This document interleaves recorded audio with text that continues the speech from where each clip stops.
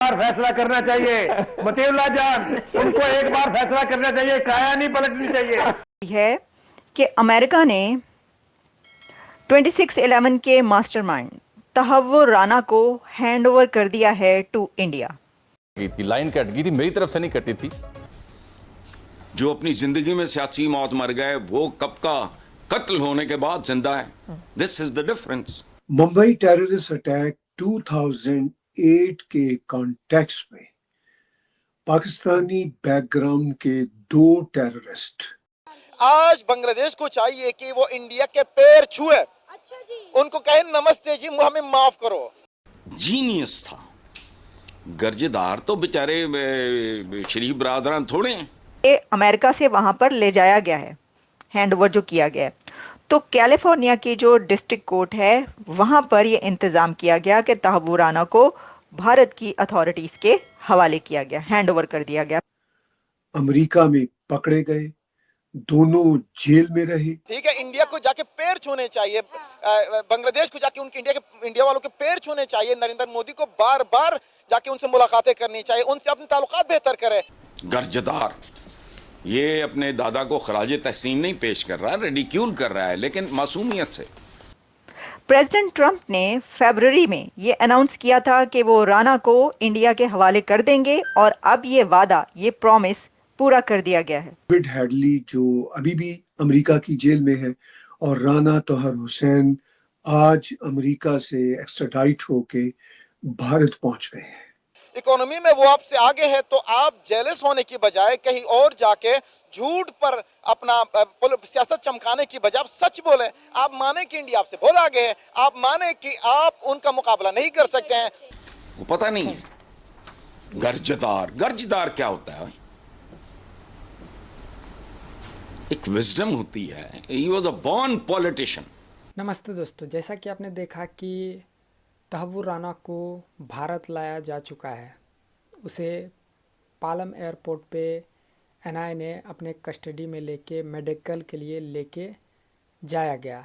वहाँ पे मेडिकल कराने के बाद उसे वहीं के पटियाला कोर्ट में पेश किया जाएगा और वहाँ से एनआई अपनी कस्टडी में लेगा। और उसे अभी से ही ये डर लगा हुआ है कि वहाँ पे उनका जो धुनाई होने वाला है उससे वो बचने के लिए काफ़ी प्रयास भी किया। अमेरिका में उन्होंने एक अपील भी किया था वहाँ के कोर्ट में कि हमें भारत नहीं जाना है।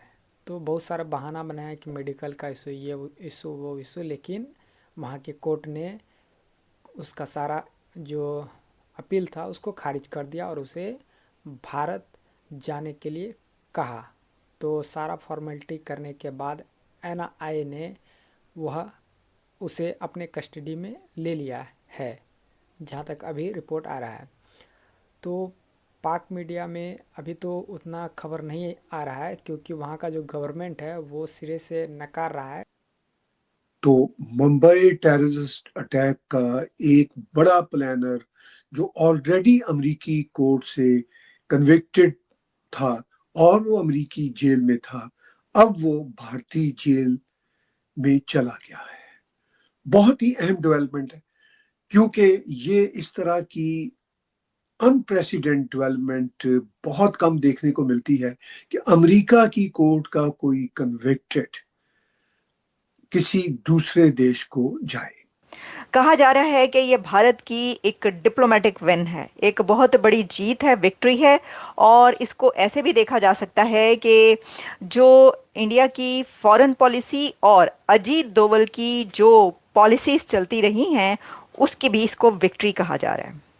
भारत की इंटेलिजेंस की विक्ट्री भी कहा जा रहा है कि एक ऐसा आदमी जो काफ़ी अरसे से मतलूब था और भारत ने उसके लिए क्या कहा भी था अमेरिका को कि हमारे हवाले किया जाए, और अब प्रेसिडेंट ट्रंप ने अनाउंस किया था फरवरी में और तहव्वुर राना पहुंच चुका है दिल्ली। चाहे वो एयरफोर्स का मुकाबला हो, इंडियन आर्मी का मुकाबला हो, आप जमीनी तरीके से अगर फाइट की वो जंग की बात करें तो वो आपके टैंक्स के मामले में अगर बात करें इंडिया उनसे बहुत आगे है।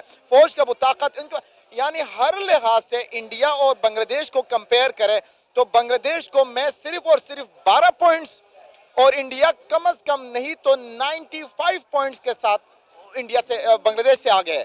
तो अगर ये सारी चीज़ें अगर फैक्ट्स एंड फिगर्स पर मुश्तमिल है, जिसमें मैंने पर कैपिटा इनकम की आपको बात की, फीमेल्स रोल की हमने बात की, एजुकेशन की हमने बात की, टेक्नोलॉजी की हमने बात की, मुझे बताएं बांग्लादेश से कौन सा बंद है जो इंटरनेशनली बहुत ज़्यादा फेमस है।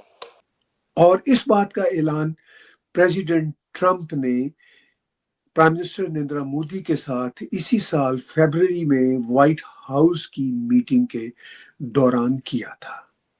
यह एक पॉलिटिकल ऐलान था जो प्रेसिडेंट ट्रंप ने किया, अगरचे मिस्टर तौहूर हुसैन राना को भारत के हवाले करने का ऐलान अमेरिका की सुप्रीम कोर्ट 2013 में सदर बाइडेन के जमाने में ही कर चुकी थी।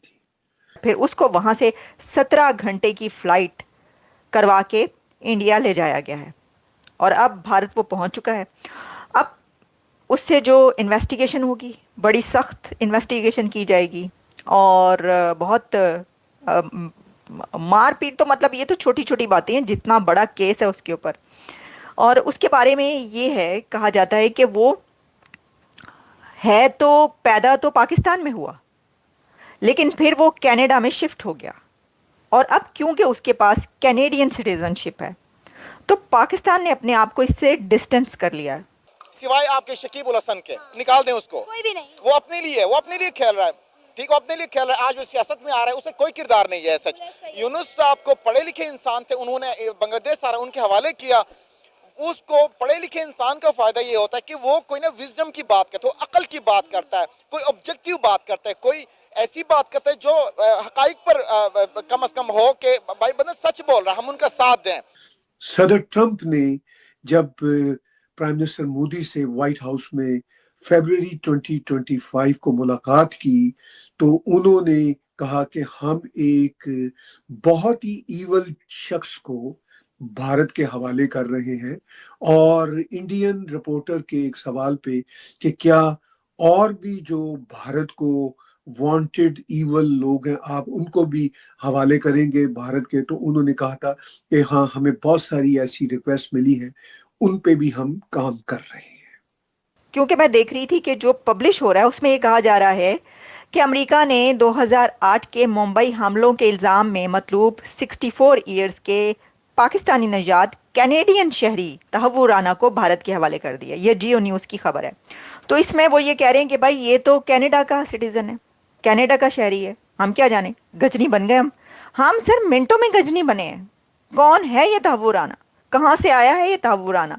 ये नाम ही बड़ा ही अजीब सा है, हमें तो पता ही नहीं है नाम भी होता है। ये सिचुएशन आ गई है। वो कह रहे हैं कि पैदा तो पता नहीं कोई कहीं भी हो जाता है। खुद सिलेक्टेड है, जब बंदा खुद सिलेक्टेड हो तो वो इलेक्शन की तरफ क्यों जाएगा?